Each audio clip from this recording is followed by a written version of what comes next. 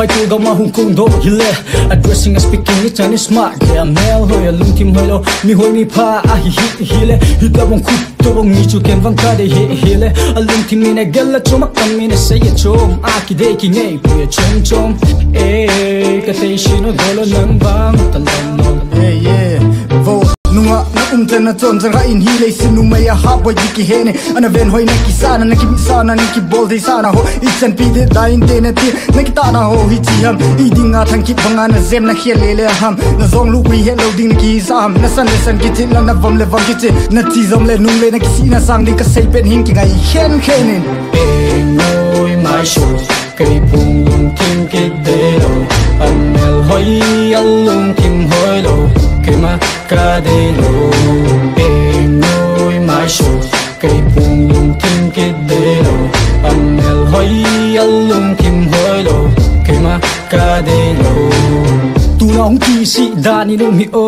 ko li ning kol o ni tek si o ka the na dai ki hello amma sa pa chi se nei no bo na ka ne gan the na chung ne khatang mai khatang cho khatang nang le nang ki bo na hi ki pa tang ke nang ka lung si ka ngai ro na hi lo nang ki ta lo du da lo ki ta lo to short lo ka de lo yeah kana say tu na hung lung tai zum lam zalam hello ka kim ka vel na velin hung ki thara kan lung say like kana ilai na khan chan ki gel do ek het bizo si zo ki stay ip do na ki na on boy ik zol nang ta bang lung say ka chip na ne ka dei le ha poi ke de pasal ka hi ka lo sa nung ne lo ding nung chon lo de tun ban na vele sang tu le vele nim sil thi nung a sil do kai lo de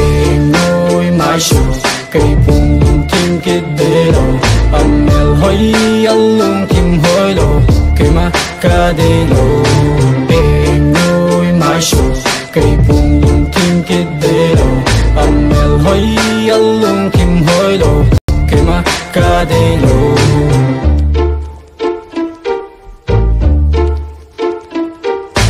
hoi nan sa na ve dung na dei cha na lung si di hung ta mi di a hi na tam zo na nei na go na sum na pai na ta sa du cha hi bu ve ke le sa ki fu sa ki thu pi sa I na ta al hom al he ma tam nei chin te jin al he ma tam ta al hom nei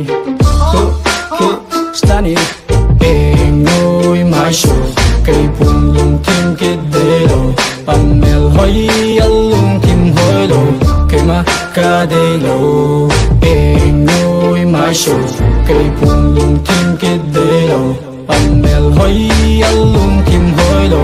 kema ka de lo